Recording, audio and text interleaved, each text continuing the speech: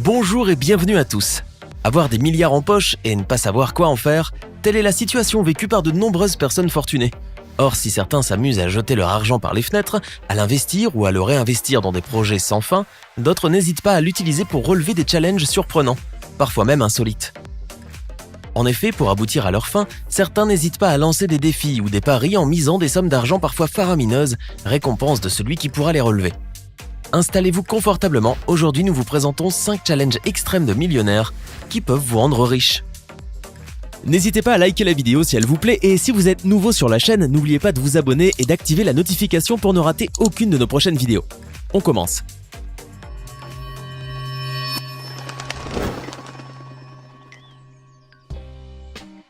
Jeune, beau et riche, Joseph Cohen, la trentaine, est décidément un beau parti et un cœur à prendre. Et pourtant, trouver la femme idéale est justement le problème de ce jeune homme. Lassé et ennuyé, le propriétaire d'une start-up californienne a décidé en 2017 de faire une annonce tonitruante. Il offrirait 10 000 $ à quiconque lui trouverait une bonne petite amie. Après avoir longtemps cherché la femme idéale sur les sites de rencontres, sans succès, le jeune homme a donc décidé de proposer 10 000 $ à toute personne qui parviendrait à lui trouver une petite amie, tout en offrant aussi la somme de 2 000 $ à quiconque le présenterait à quelqu'un qu'il mettrait en relation avec une femme. L'annonce a été faite sur son blog, où il a par ailleurs expliqué sa démarche, donné quelques détails sur lui-même et déclaré ce qu'il recherchait chez la femme de sa vie. Il a en outre tenu à préciser que cette somme-là n'allait être remise au gagnant qu'après une relation d'au moins 4 mois passée avec la prétendante, histoire de mieux connaître la personne, de savoir si le couple a des chances de marcher ou non, et de s'assurer aussi de son sérieux et du fait qu'elle ne le fait pas seulement pour l'argent. On te comprend, Joe.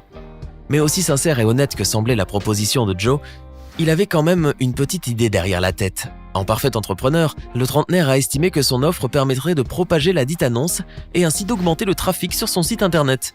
D'ailleurs, après sa mise en ligne sur le blog, l'annonce a été vue 3000 fois et 400 messages ont été envoyés à Cohen.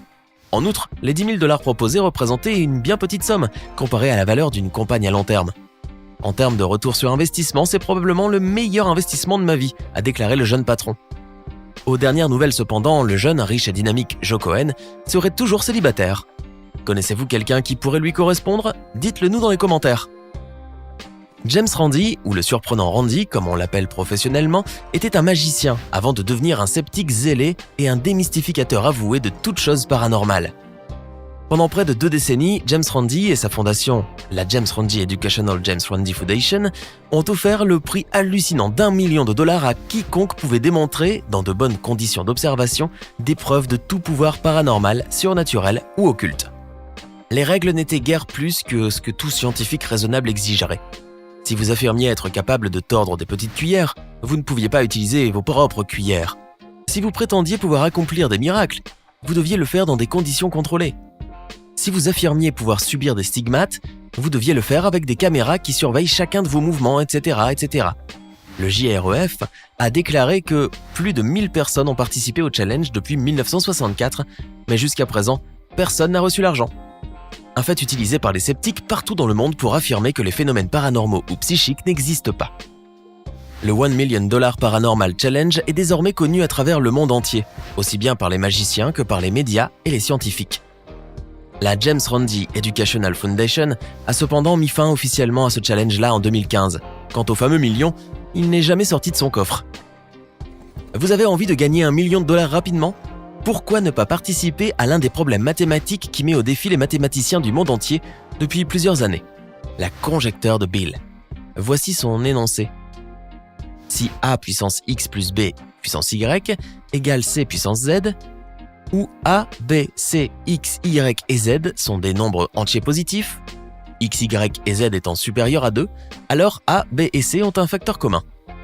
Portant le nom du banquier et homme d'affaires texan Andrew Bill, un autodidacte passionné de mathématiques et de poker qui a lui-même mis au point ce théorème, la conjecture de Bill doit être résolue par les mathématiciens, soit en la prouvant, soit en apportant un contre-exemple. Pour décerner ce prix financé par Andrew Bill, un comité a été désigné par l'American Mathematical Society qui souligne que l'un des objectifs d'Andrew Bill est d'inciter les jeunes à poursuivre leur formation dans les mathématiques et les sciences. Pour rappel, la conjecture a été formulée par M. Bill en 1993 et le prix a été établi pour la première fois en 1997 pour la somme de $5 000. Depuis, sa valeur n'a cessé d'augmenter jusqu'à atteindre aujourd'hui le $1 million. $1 million pour venir à bout d'une formule mathématique ? En voilà un beau chiffre. Même les sportifs de renom peuvent se prêter au jeu des challenges. Ce fut le cas notamment du légendaire Diego Maradona. Alors qu'il assistait au match opposant l'Argentine au Nigeria qui s'est déroulé à Saint-Pétersbourg lors du mondial de Russie en 2018, El Pibe de Oro, dans son euphorie, a été pris d'un malaise suite à une montée de pression artérielle, ce qui a nécessité sa prise en charge médicale après le match. Après cet incident qui a suscité de vives inquiétudes chez les fans, Diego Maradona a été déclaré mort, à son insu. À la suite de cette rumeur, qui n'a pas du tout été du goût de l'ancien joueur argentin, ce dernier a décidé d'offrir une récompense de 300 000 pesos, soit environ 10 000 $, pour identifier celui qui était derrière les enregistrements vocaux postés sur le net. La personne qui a annoncé sa fausse mort a d'ailleurs provoqué un malheur au sein de sa famille. L'une des sœurs du footballeur a subi un grave malaise à cette annonce. Dans les dits enregistrements, on peut entendre une voix masculine avec un accent argentin annoncer que Maradona a été hospitalisé et qu'il est décédé d'un arrêt cardiaque. J'ai donné les instructions pour une offre de 300 000 pesos à la personne qui fournira des données précises et fiables sur l'auteur des enregistrements, a déclaré Mathias Morla, l'avocat de Maradona, qui a affirmé par ailleurs que l'emblématique champion du monde de 1986, la cinquantaine bien avancée, n'en était pas à son premier malaise et que ce dernier avait toujours souffert de ce problème-là, d'abord comme joueur et actuellement comme supporter. Arnon Røntong a tout ce qu'il veut dans la vie. Il est riche, il a de beaux enfants, il est intelligent et il travaille dur. Pourtant, il y a quelque chose qui le rend très triste depuis maintenant de nombreuses années. Sa fille Kansita, une jeune et jolie Thaïlandaise de 26 ans qui parle couramment l'anglais et le chinois, est désespérément célibataire. Fatigué d'espérer, le millionnaire décide, à 58 ans, de se lancer un défi en renonçant à ses biens pour aider sa fille à trouver l'homme de sa vie. Ce père de famille a décidé d'offrir 10 millions de bahts, soit près de 290 000 €, ainsi qu'une partie de sa grande ferme de Durians, la plus grande du pays d'une valeur de plusieurs millions d'euros, à l'homme qui épouserait sa fille, Kansita. La jeune fille qui gère avec son père la ferme familiale dans la province de Chumphon, dans le sud de la Thaïlande, est la petite dernière de la famille Røntong. Or, bien qu'en Thaïlande ce soit l'homme qui paye la dot dans la tradition locale, eh bien ce père-là a décidé de changer la donne, afin de faciliter les choses pour son futur beau-fils. Ce dernier a d'ailleurs affirmé qu'il espérait avoir un gendre qui pourra s'occuper de sa fille, qu'il jugeait de plus en plus vieille pour se marier, mais aussi de ses affaires. À 58 ans, cet homme qui approche de la retraite et qui désespère de trouver un prétendant pour sa fille, qui pourrait aussi prendre la relève dans la ferme fruitière, s'est même dit prêt à lui donner tous ses biens. Informée par un ami de cette offre insolite, Kansita s'est dite surprise du geste de son père, tout en affirmant qu'elle respectait la décision de ce dernier auquel elle ne s'opposait pas. Aussi alléchante soit cette offre-là, la jeune concernée serait en revanche toujours célibataire. Heureux donc sera celui qui gagnera son cœur et sa fortune. 5 000 $ pour démanteler un gang de voleurs ? Voici une offre non négligeable de la part d'un propriétaire de commerce qui n'en pouvait plus. En août 2016, le milliardaire new-yorkais John Catsimatidis, propriétaire de la chaîne d'épicerie Greatstedes, a offert une récompense de 5 000 $ à quiconque pouvait mettre la main sur des voleurs qui dévalisaient ses magasins en volant des crèmes glacées. Ne supportant plus de constater le pillage des congélateurs de ses magasins par les filous qui revendaient ses produits aux épiceries de quartier, John Catsimatidis, qui possède quelques 30 magasins, a déclaré qu'il s'agissait en effet d'une belle récompense d'été, grâce à laquelle il espérait pouvoir pousser les épiciers de quartier à dénoncer ces voleurs habiles. Ce gang composé de 3 ou 4 personnes qui agissaient depuis environ 6 mois, notamment dans les magasins de Manhattan, réussissait en effet à distraire les employés du magasin avant de mettre les cartons de pots de crème glacée dans de grands sacs de courses. Les glaces étaient ensuite revendues aux autres commerces à des prix cassés, parfois même recongelées après avoir fondu.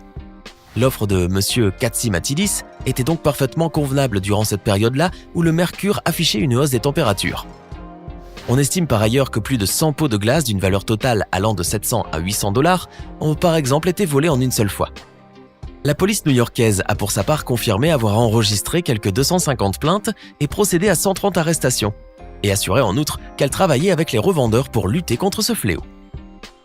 C'était 5 challenges extrêmes de millionnaires qui peuvent vous rendre riche. Pensez-vous être capable de remporter l'un de ces challenges ? Lequel de ces challenges trouvez-vous le plus extrême ? Faites-le nous savoir dans les commentaires.